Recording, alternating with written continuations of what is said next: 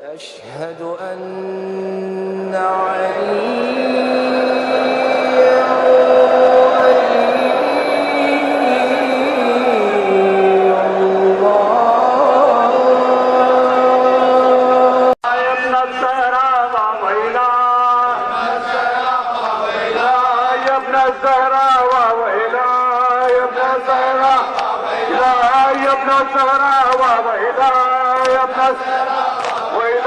يا ابن الزهراء وإله مرحبا لا وإله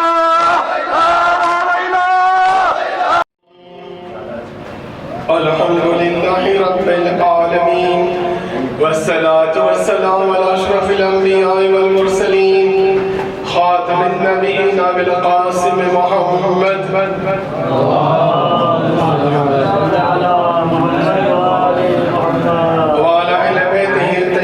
الطاهرين المعصومين المظلومين. أعوذ بالله السميع العليم من الشيطان الرجيم. أعوذ بالله وزروم رب اشرح لي صدري ويسر لي أمري واحلل عقدة من لساني يفقهوا قولي. أما بعد فقد قال الله تبارك وتعالى في الكتاب المجيد والفرقان الحميد. بسم الله الرحمن الرحيم. ووصينا الإنسان بوالديه إحسانا حملته أمه كرها ووضعه كرها وفصاله 30 شهرا حتى إذا بلغ أشد وبلغ 40 سنة قال رب أوزعني أن أشكر نعمتك التي أنعمت على والدي وأن أعمل صالحا ترضاه وأصلحني في ذريتي إني تبت إليك وإني من المسلمين. صلوات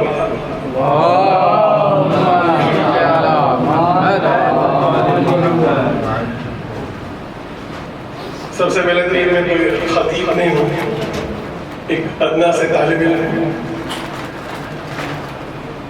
سورہ احقاف اور آیت نمبر 15 کی تلاوت کا شرف حاصل کیا ہے.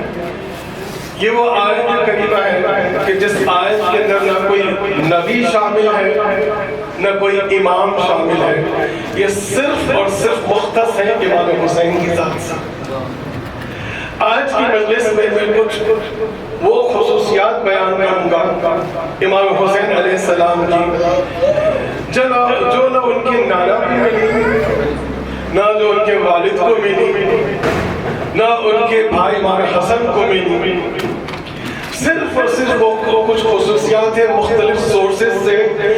حالانکہ میں تو 5-6 خصوصیات لایا ہوں، ہو سکتا ہے اور بھی زیادہ خصوصیات ہوں جو میری نظروں سے گزری ہیں. وہ کچھ خصوصیات کو بیان کروں گا جو صرف اور صرف ذات حسین سے مختص.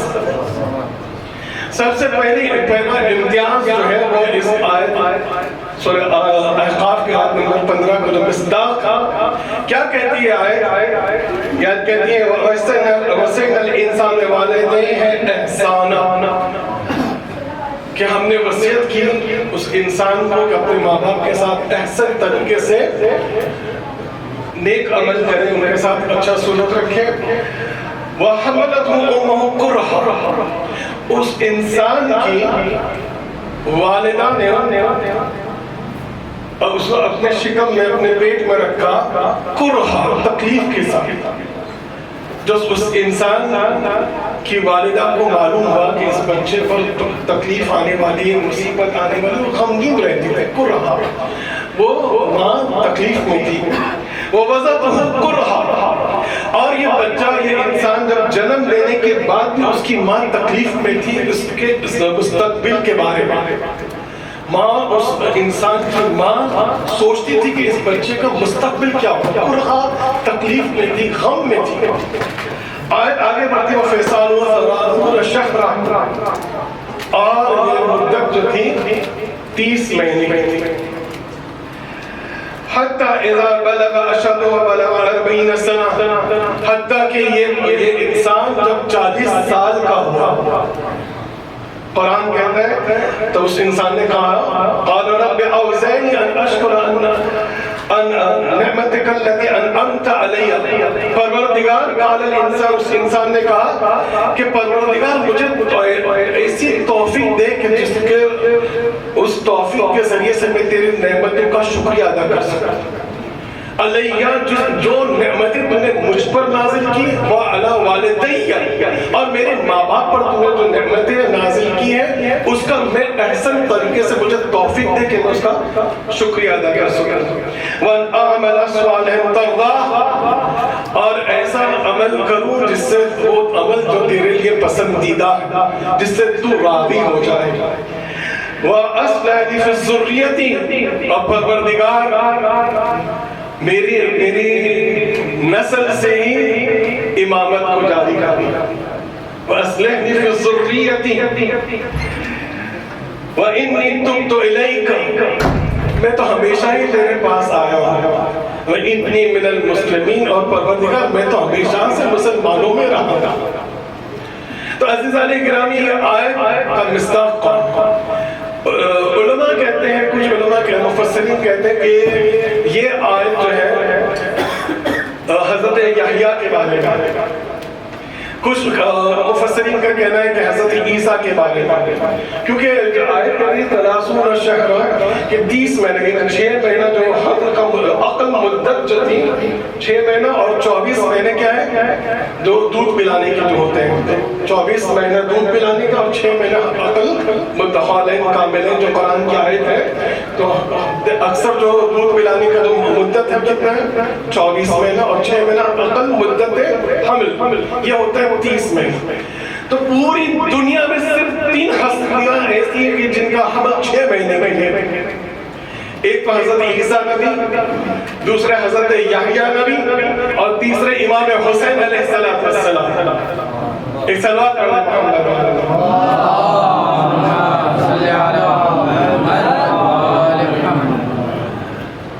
اب قرآن کے مطابق اللہ جو مراد، اللہ جو اس سے مراد لے رہا ہے وہ امام حسین. مفسرین کہتے ہیں حضرت عیسیٰ ہے. حضرت عیسیٰ کے اس طرح سے ہو سکتا ہے، قرآن اس کا جواب دے رہا ہے. وہ قال رب اوزنی اشکر نعمتک التی، پروردگار مجھے توفیق دے کہ تیری نعمت کا شکریہ ادا کروں.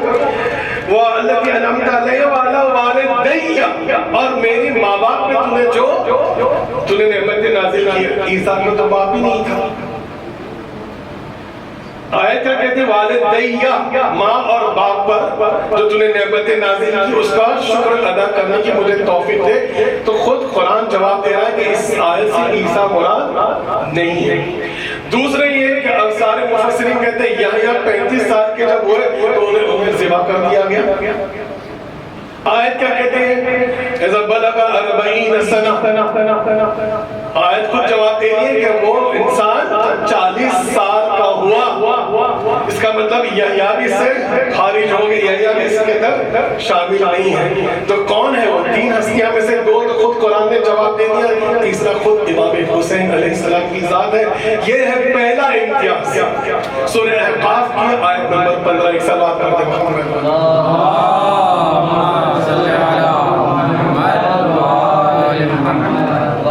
دوسرا امتیاز،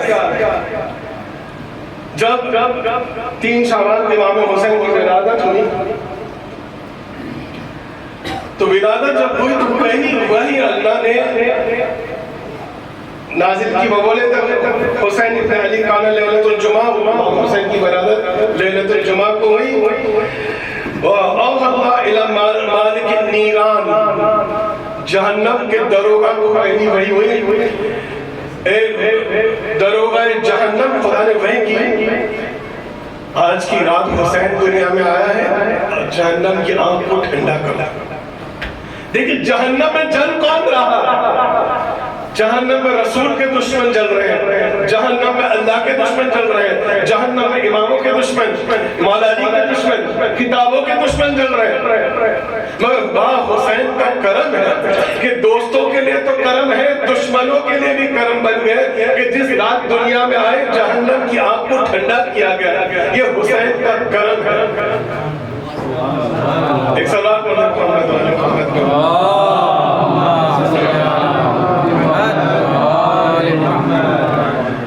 دوسری وحی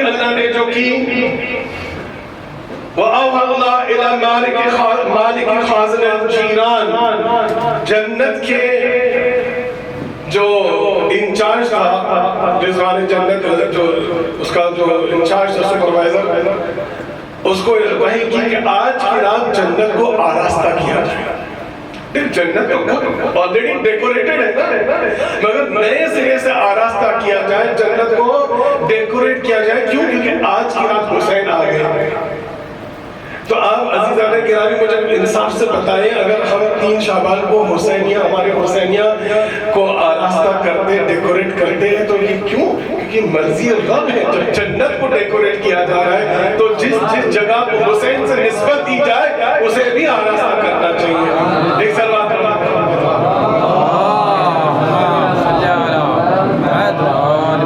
تیسری وحی اللہ نے کی اس رات میں، وَأَوْحَى إِلَىٰ حُورِ الْعِينِ أَن تَزَيَّنَ وَتَزَاوَرَ لِكَرَامَةِ مَوْلِدِ مُحَمَّدٍ فِي الدَّارِ الدُّنْيَا. تیسری وحی اللہ نے کی جنت کی حوروں کو. کیا وحی کی؟ اللہ نے فرمایا تزین و تزاورن. تزین اے جنت کی حوروں اپنا آپ کو زینت دو. وہ تزاورن، میرا اس لفظ پہ غور ہے، تزاورن زیارت کو جاؤ. کہاں جاؤ؟ محمد مصطفیٰ کو مبارکباد دینے چاہیے. کیوں؟ کہ اس مولد کی ولادت کے موقع پر. عزیزان گرامی، واقعی حسین ابن علی نے معراج کے کانسیپٹ کو بدل دیا. جو سلیقے معراج تھا، حسین ابن علی نے اس کو بدل. جو معیار تھا معراج کا کانسیپٹ کیا تھا؟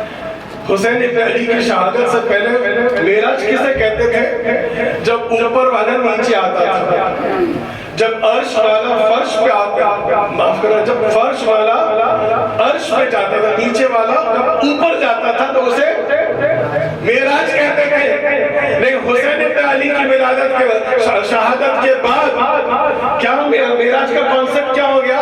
یہ روایت سے معلوم پڑتا ہے. ان صفوان الجمال قال لی ابو عبداللہ، چھٹے امام نے صفوان سے کہا هل لك فی قبر الحسین تزورہ. صفوان سے پوچھا مولانا نے، چھٹے امام نے، کیا تم حسین کی زیارت کرتے ہو؟ تو راوی کہتا ہے جعلت فداک. دیکھیں یہ ائمہ سے بات کرنے، گفتگو کرنے کا انداز ہے. جعلت فداک، میں آپ پر فدا ہو جاؤں. کس طرح سے ائمہ سے گفتگو کی ہے؟ میرے ماں باپ آپ پر فدا ہو جائے. جعلت فداک، میں آپ پر فدا ہو جاؤں. مولا کیا کہتے ہیں؟ وَكُلُّ لَيْلَةٍ الجمعہ، بولے ہر شب جمعہ میں حسین کی زیارت کے لیے کربلا جاتا ہوں. جب ہم عوام میں مجلس پڑھتے تو ہم تمہاری دعا منگواتے کہ خدایا جو ہے ہمیں حسین کی نگری کی زیارت کروا. لیکن یہاں تو ماشاءاللہ ہم طلاب کا مجمع ہے، ہم کربلا کے قریب ہی رہتے ہیں. ہر شب جمعہ ہم پر فرض ہے، لازم ہے کہ ہم جو ہے کربلا جائے. جس طرح ہم مشہد مقدس میں ہم الحمد امام رضا اس علی 35 سال پہلے میرے درس مشہد میں 10 سال امام رضا کا نمک کھایا میں نے. اس علی سے اس علی کے پاس میں پہنچا ہوں. تو ہم ہر شب جمعہ پر فرض تھا کہ ہم امام رضا کی، ہمارے پڑوس میں ایسے بھی تھے مشہد میں جو 1-1 سال ہو جاتے، یعنی مشہد میں حرم میں نہیں جاتے تھے. کہاں امام رضا کہاں بھاگے جا رہے ہیں، نعوذ باللہ. وہ ان کا یہ خیال تھا. خیر تو امام پوچھتے صفوان سے کیا تم ان کی زیارت کرتے ہو؟ تو صفوان کہتے ہیں ہاں ہر شب جمعہ میں جاتا ہوں. پھر امام کو کہتے ہیں یعبد مع الملائکۃ الیہ والانبیاء والاوصیاء ومحمد افضل الانبیاء ونحن افضل الاوصیاء.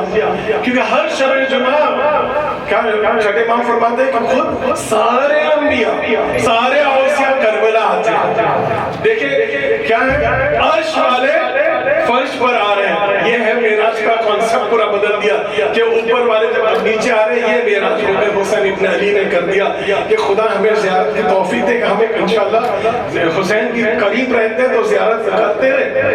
کیا ہے قابل زیارت تو آپ کے سامنے ہے نا، آپ لوگ ماشاءاللہ مطالعہ کرتے ہوں گے. قابل زیارت کی عجیب روایت میرے رونگٹے کھڑے کر دیتا ہے کہ جب حسین کا زوار گھر سے نکلتا اور جب پسینے کا ہر ایک قطرہ جو اس کے بدن سے نکلتا ہے، ہر ایک قطرہ اللہ کیا کرتا ہے؟ اللہ سبحانہ و تعالیٰ اس ایک قطرے سے ایک فرشتہ بناتا ہے. اللہ اکبر. حسین کا زوار خالق فرشتہ ملائکہ، وہ خالق ملائکہ ہو گیا. کیا کرتا ہے؟ وہ ایک پسینہ، ایک قطرہ پسینے کا ایک فرشتہ، ایک ملک بنتا ہے، اور یہ ملک کیا کرتا ہے؟ قیامت تک اس کے لیے استغفار کرتا ہے.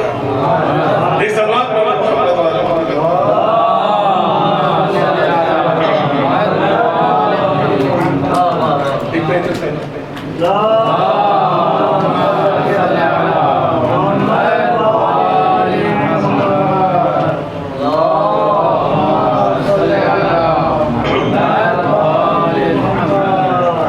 چوتھی وہی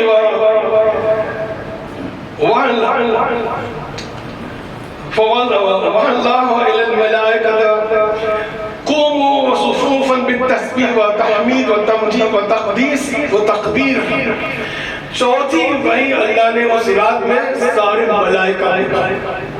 اے میرے ملائکہ، قوموا، جو تم میری عبادت کر رہے ہو، تسبیح و تمجید و تکبیر ہو کر رہے ہیں، میرا الحمدللہ سبحان اللہ، رک جاؤ. اب نئے سرے سے الحمدللہ کہو، اب نئے سرے سے اللہ اکبر کہو، اب نئے سرے سے میری تقدیس و تمجید و تمجید کرو. کیوں؟ کیونکہ میں چاہتا ہوں اس کے اندر حسین کی نسبت آ جائے، تمہاری عبادت میں حسین کی نسبت آ جائے. اور پانچویں وحی اللہ نے اس رات میں کی، فَأَوْحَى اللَّهُ إِلَى جِبْرَائِيلَ أَنْ أَهْبِطْ إِلَى نَبِيِّنَا مُحَمَّدٍ وَأَخْبِرْهُ ثَبِّتْهُ حُسَيْنًا، کہ جاؤ جبرائیل میرے حبیب کے پاس جاؤ، خبردار اسے کہنا اس کا نام نہ رکھنا ہے، میں نے اس کا نام حسین رکھا ہے. آخر خدا کی قسم نام ہے حسین دل ربا. جیسے ہم حسین کا نام سنتے ہیں دل ہمارا میگنیٹ کی طرح لوہے کی طرف کھینچا چلا جاتا ہے، ہمارا دل حسین کی طرف کھینچا چلا جاتا ہے. یہ تھی دوسری خصوصیت اور امتیاز امام حسین کا حاصل ہے، کسی اور کو حاصل نہیں. تیسرا امتیاز جو کسی نبی یا کسی امام کو حاصل نہیں ہے، وہ ہے سب جانتے ہیں فطروس کو شفا ملنا. فطروس کو کس طرح سے شفا ملی؟ معروف آپ کیا ہے کہ گہوارے سے مس کیا. مگر معلوم ہے آپ کو فطروس جو ہے 700 سال سے ایک جزیرے میں پڑا تھا، 7 صدیاں گزر گئی مگر فطروس کو شفا نہیں ملی. فطروس ٹھیک نہیں ہوا، در کے اولا کی بنا پر وہ پڑا تھا ایک جزیرے پر. مگر جب حسین کی ولادت ہوئی تو جبریل جب جبریل جا رہے تھے فطروس کو اٹھا کر لے گئے. تھوڑا سا دیکھیں 700 سال کی اس مدت میں 4 معصومین محمد مصطفیٰ کی امت سے پہلے کے معصومین تھے، 4 تھے. جناب زکریا ہے، جناب یحییٰ، عیسیٰ مریم اور عیسیٰ، اور 4 ہمارے حضرت محمد مصطفیٰ صلی اللہ علیہ وسلم آئے. فطروس کو شفا نہیں ملی. مولا علی آئے، بی بی آئی، شفا ملی نہیں ملی. امام حسن آئے، شفا نہیں ملی. شفا ملی تو کب ملی فطروس کو؟ 700 سال بعد. اب میرا سوال یہ ہے کہ جبریل تو جب جاتے ہیں کسی نبی کو مدد کرنے کے لیے تو جب تک کہ وحی نہ ہو جبریل جا کے پوچھنے بغیر جاتے نہیں ہیں. یوسف کنویں میں ہو تو ہو، جب تک خدا کی وحی نہ ہو جبریل یوسف کی مدد کو نہ جائے. نوح کا سفینہ پار کرانے کے لیے جبریل کب گئے؟ جب وحی ہوئی. جبریل اپنی مرضی سے کبھی نہیں جاتا. انبیاء مشکل میں ہو تو ہو، جب تک کہ وہی نہ ہو جبریل کو، جبریل اپنی مرضی سے نہیں جانتا. آپ مجھے ہاتھ جوڑ کر مجھے بتائیے کہ جب جبریل نے فطروس کو اٹھایا تو کیا وحی کا انتظار کیا تھا؟ کیا وحی ہوئی تھی؟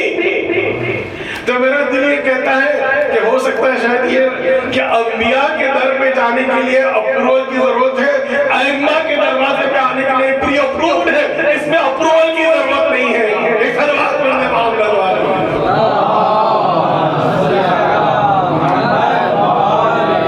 کس کتاب میں ملتا ہے کہ جبریل نے خدا سے پوچھ کر فطروس کو اٹھا کر لے گئے؟ خیر فرشتے 3 تھے جنہیں شفا ملی. ایک تو فطروس تھا، دوسرا جو فرشتہ جسے شفا ملی وہ اس کا نام تھا ساسائی.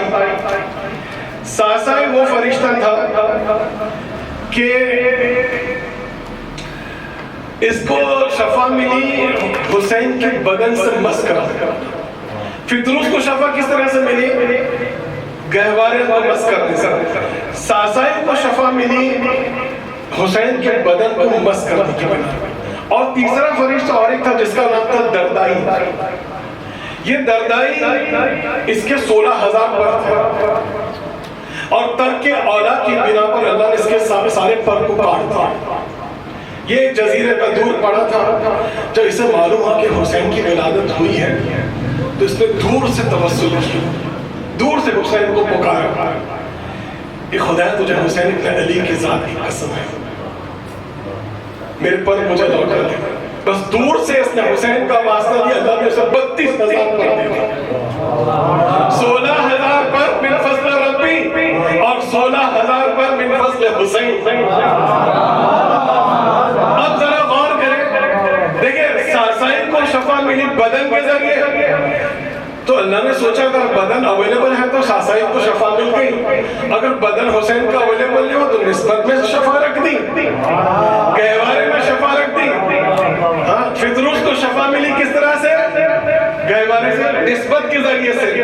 اور تیسرا, اگر بدن اویلیبل نہ ہو, اگر نسبت اویلیبل نہ ہو, دور سے بھی تم دل میں حسین کی محبت رکھتے ہو تو وہی اثر کرے گا, وہی اثر کرے گا. اسی طرح سے اسے بھی شفا مل گئی. ایک سلوات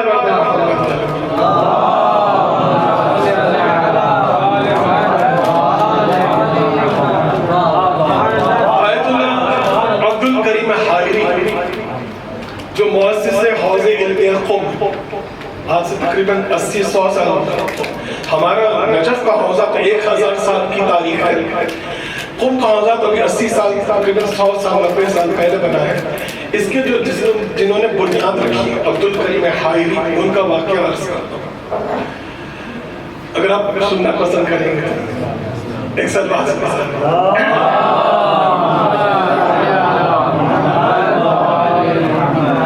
عبدالکریم حائری یہ کربلا میں درس پڑھتے تھے طالب علم, اور چھٹیاں چل رہی تھی تو یہ کربلا کے سبب میں چلی گئے تھے. کربلا سے جو فارم ہاؤس نہیں ہوتا ہے, ہم لوگ جیسے فارم ہاؤس میں چلے جاتے ہیں, تو اپنے دوستوں کے ساتھ فارم ہاؤس میں سبب میں چھٹیاں گزارنے چلے گئے.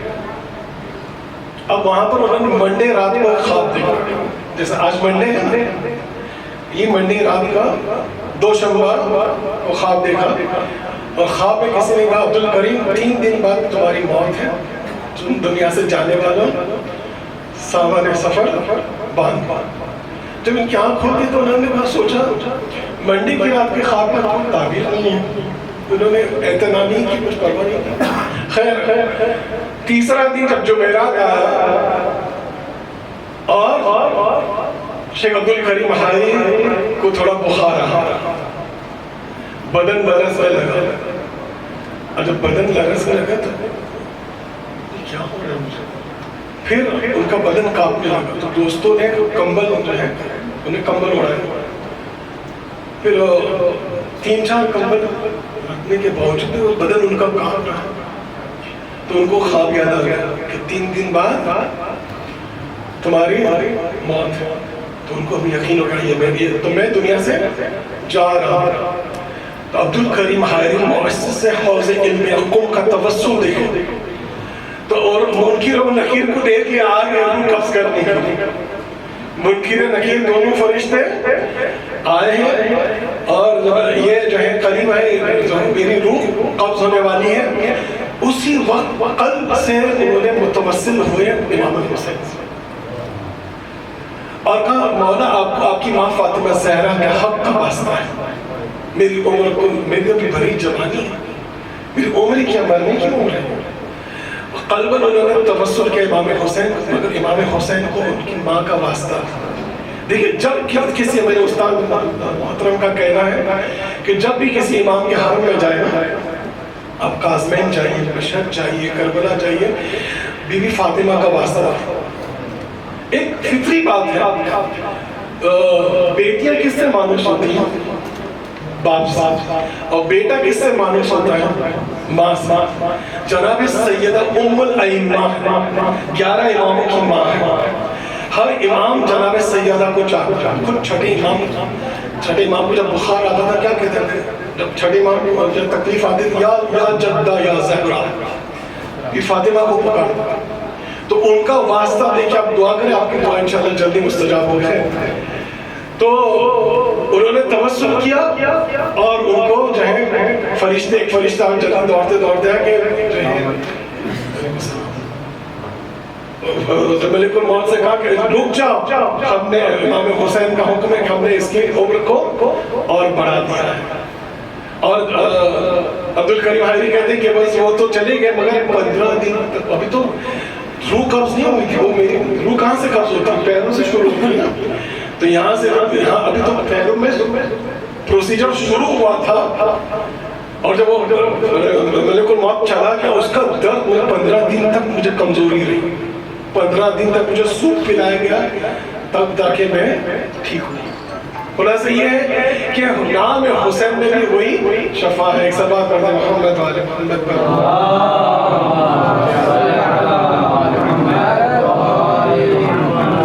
یہ تھا تیسری خصوصیت جو امام حسین کو حاصل ہے اور کسی کو حاصل نہیں ہے. چوتھی خصوصیت،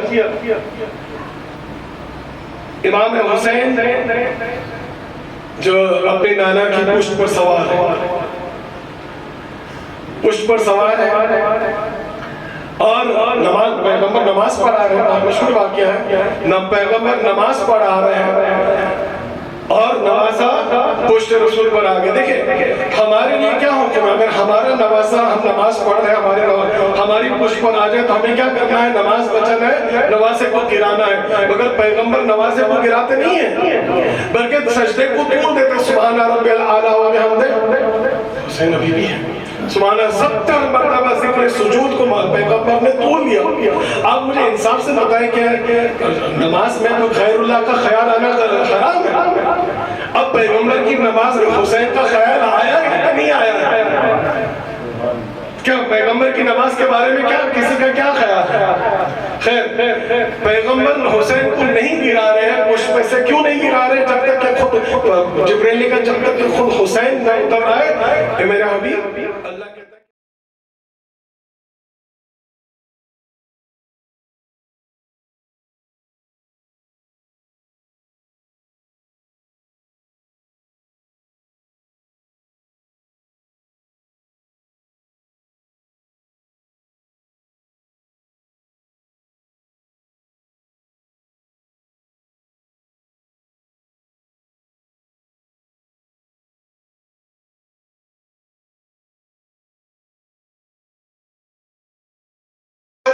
پیغمبر کے لیے جائز نہیں ہے. تب تو اجمیر کی درگاہ پہ یہ دروازے پہ کیا شعر لکھا ہے؟ شاہ است حسین بادشاہ است حسین، دین است حسین دی پناہ است حسین. کون ہے حسین؟ حسین دین ہے. حسین دین کو پناہ دینے والا ہے. یہ وہ امتیاز جو صرف امام حسین کو حاصل ہے اور کسی کو حاصل نہیں. پانچواں امتیاز، بس جلدی میرا وقت ختم ہو رہا ہے. پانچواں امتیاز جو صرف امام حسین کو حاصل ہے وہ کیا ہے کہ ایک دن امام حسین پیغمبر کے کاندھے پر سے مارے. کبھی پشت پر آ جاتے ہیں، کبھی کاندھے پر آ جاتے ہیں اور کہتے ہیں کتنی اچھی سواری ہے، کتنا اچھا سوار ہے. مطلب نانا سب کی سواری تو بولتی، میری سواری نہیں بولتی. تو پیغمبر نے بولنا شروع کیا العاف یعنی امت، پروردگار حسین کے صدقے میں امت کے گناہ کو معاف کر دے. جبرائیل فوراً نازل ہو گئے. اے میرے حبیب خبردار، تیسری مرتبہ الف نہ کہنا، نہیں تو میں حسین کے خاطر پوری جہنم کی آگ کو ٹھنڈا کر دوں گا. تیسری مرتبہ الف نہ کہنا. آپ مجھے انصاف سے بتائیے، ہم جب اللہ ہمیں توفیق دے نماز شب میں ہم کتنی مرتبہ الف پڑھتے ہیں؟ 300 مرتبہ پڑھتے ہیں. تو جو ہمارے لیے ہے وہ پیغمبر کے لیے بھی تو ہے. پیغمبر بھی تو نماز شب میں 300 مرتبہ الف کہتے ہوں گے نا، پڑھتے ہوں گے الف. تو اس وقت تو اللہ جو ہے جہنم کا ٹھنڈی نہیں ہو رہی ہے. مگر جیسے حسین آ گئے، خبردار الف نہ کہنا. یہ ہے حسین کی خصوصیت، یہ ہے امتیازات حسین جو کسی کو حاصل. پانچویں خصوصیت چھٹی خصوص بس آخر ایسا تو بہت ساری ہوگی جو مجھے کچھ سورسز سے ملی وہ آپ کی خدمت میں بیان کر رہا ہوں کہ ایک مرتبہ حسین پیغمبر کی گود میں تشریف فرمائے.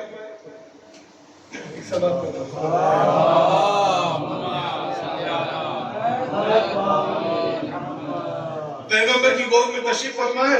دیکھیں پیغمبر نے ایک عجیب سوال کیا. اگر ہم یہ سوال کریں ہم مجرم, ہم یہ سوال نہیں کر سکتے, مگر صاحب شریعت یہ سوال کرے تو یہ عین شریعت. ہم یہ سوال نہیں کر سکتے, ہم شریعت کے مجرم ہو جائیں. پیغمبر نے کیا سوال کیا حسین سے؟ پیغمبر نے پوچھا انا افضل ام انت حسین, انا افضل یا انت, میں بہتر ہوں حسین کہ تو بہتر ہے؟ امام حسین نے کہا کہ نانا میں تقابل کا قائل نہیں, ایک سوال آپ نے کیا, ایک سوال میں کرتا ہوں کہ نانا جیسا جد مجھے ملا ہے کیا ایسا جد آپ کو ملا ہے؟ کیا حسین کی ذات ہے. خود یہ رسول فرماتا ہے احب اللہ احب حسین, کہ اللہ اس سے محبت کرتا ہے جو حسین سے محبت کرتا ہے. احب اللہ من احب حسین, جو حسین سے محبت کرے اللہ اس سے محبت کرے, اور جب حسین جس سے محبت کرے اس کا کیا مرتبہ. اللہ جناب علی اکبر کے مسائل پڑھنے کا حکم ملا ہے. کون ہے وہ علی اکبر؟ عزاداروں جناب علی اکبر کا خون کا ایک قطرہ سارے گناہوں کو بخشوا دے گا. اس کی تاثیر یہ ہے کہ علی اکبر کے خون کا ایک قطرہ قیامت میں سب گنہگار کی بخشش کروائے گا. ہاں عزاداروں, خود امام حسین فرماتے ہیں جب مجھے تمنا ہوتی تھی کہ میں نانا رسول کی زیارت کروں تو میں علی اکبر کا چہرہ دیکھتا تھا. جب میری خواہش ہوتی تھی کہ ماں فاطمہ زہرا کی دیدار کروں تو میں فاطمہ صغرا کا چہرہ دیکھتا تھا. جب مجھے اشتیاق ہوتا تھا کہ بابا علی کی زیارت کروں تو بھائی عباس کے دیدار کرتا تھا. اور جب میرا دل کرتا تھا کہ میں حسن بھائی حسن کی دیدار اور زیارت کروں تو ان کی زیارت کا شوق ہوتا تھا تو قاسم کو گلے لگا لیتا تھا. آزاداروں جب سب چلے گئے جناب علی اکبر آتے ہیں, بابا رن کی اجازت دیجئے. آزاداروں امام حسین جناب علی اکبر کو دیکھتے ہیں اور دیکھنے کے بعد سر سے پیر تک مایوسانہ انداز سے دیکھتے ہیں اور پھر آسمان کی طرف نگاہ کر کر کہتے ہیں پروردگار, آزاداروں امام حسین نے ابھی تک کسی کو اللہ کا گواہ نہیں بنایا, مگر روایت کے جملے ہیں کہ امام حسین نے کہا پروردگار تو گواہ رہنا, اب میں اس کو بھیج رہا ہوں جو شکل میں, گفتار میں, رفتار میں تیرے حبیب کا مشابہ تھا. آزاداروں امام حسین نے کہا علی اکبر جاؤ خیمے میں ماں اور بہنوں سے اجازت لے کر آؤ. آزاداروں جناب علی اکبر آتے ہیں خیمے میں, سب سے ودا کرتے ہیں مجھے نہیں معلوم محمد مصطفیٰ کی مستورات سے علی اکبر نے کس طرح سے ودا کیا, مگر روایت کہتی ہے صاحب اللوف کہتے ہیں کہ خیمے کا پردہ 3 مرتبہ اٹھا اور 3 مرتبہ گرا. خدا کو کوئی غم نہ دے سوائے کبھی اہل بیت کے. آزاداروں جناب علی پر آتے ہیں, بابا اجازت لے آیا ہوں, ارے بیویوں سے, ماں سے, پھوپھیوں سے اجازت لے امام حسین نے جناب علی اکبر کو خود آراستہ کرنا شروع کیا، ارے اپنا امامہ پہنایا، اپنے بابا کی کمر بند خود اپنے ہاتھوں سے پہنائی، آراستہ کیا، اپنے نانا کی خصوصی حوار جس کا نام عقاب تھا اس پر سوار کیا، اور جا علی اکبر خدا حافظ، ارے روایت میں ملتا کہ میرا صابری باپ ارے صبح سے آج تک شام تک میں گریہ نہیں کیا، مگر علی اکبر کو رخصت کرتے کرتے آوازیں بلند رونے لگا، ہائے زور زور سے حسین رونے لگا۔ علی اکبر کی اہمیت کو تو سمجھے، صابر امام بھی طرف گیا، کہا علی اکبر تم جہاں تو رہے ہو مگر مڑ مڑ کر مجھے دیکھنا جانا، علی اکبر رنگ میں آتے ہیں اور اس طرح سے جہاد کرتے ہیں کہ کفار کے کشتار کے پشتار لگا دیتے ہیں، ارے حیدر کرار کی طرح جنگ کرتے ہیں، کتنے لعینوں کو واصل جہنم کرتے ہیں۔ آزاداروں کی زحمت تمام ایک بہت بڑا پہلوان علی اکبر کے مقابلے میں آیا، امام حسین کی نگاہ تیرے خیمہ پر پڑی، دیکھا کہ کسی کے پیر نظر آ رہے ہیں، امام حسین نے گمان کیا یہ علی اکبر کی ماں پہ لیلا ہے، امام نے فرمایا میں لیلا میں نے نانا سے سنا ہے کہ ماں کی دعا اپنے فرزند کے حق میں قبول ہوتی ہے، جو علی اکبر کے مقابلے میں بہت بڑا پہلوان آیا۔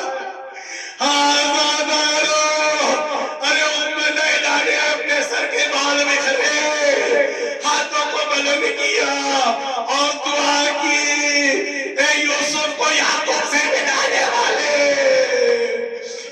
اے میرے پروردگار، اے میرے پروردگار، میرے علی اکبر کو اس کے بابا سے ملا دے۔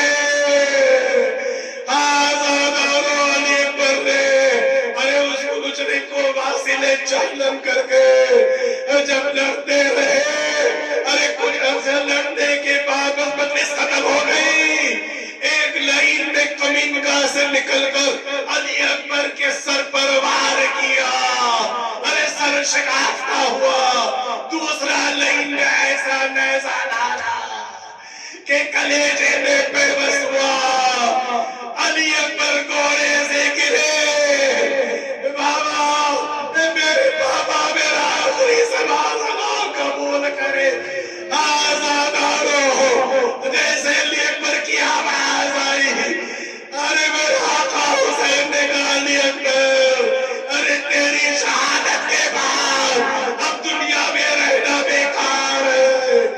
آزاداروں جوان کی میت پر ارے حسین کبھی کھڑے ہوتے ہیں کبھی گرتے ہیں، یا علی کہتے ہوئے جاتے ہیں، ارے علماء کہتے ہیں یہ علی اکبر کو پکار رہے ہیں، مگر میرا دل کہتا ہے یہ نجف والے علی کو پکار رہے ہیں۔ اے بابا، بوڑھا باپ جوان کے میت پہ ڈالا، آ میری مدد کو آزاداروں، ارے حسین علی اکبر کی میت پہ پہنچے، مجلس ختم ہو گئی، ارے جوان کا لاشا اٹھانا چاہ، مگر اٹھاتے ہیں پھر لاشا رکھ دیتے، پھر لاشا اٹھاتے، ارے نہر فرات کی طرف اشارہ کیا، عباس بوڑھے باپ سے جوان کی لاش نہیں اٹھتی۔ آزاداروں خیمے سے جناب فضہ نکلی اور مدد کیا علی اکبر کے لاشے کو۔ بس آزاداروں علی اکبر کی شہادت کے بعد کربلا کی جنگ ختم ہو گئی۔ اللہ لعنت اللہ علی القوم الظالمین۔ ماتم سے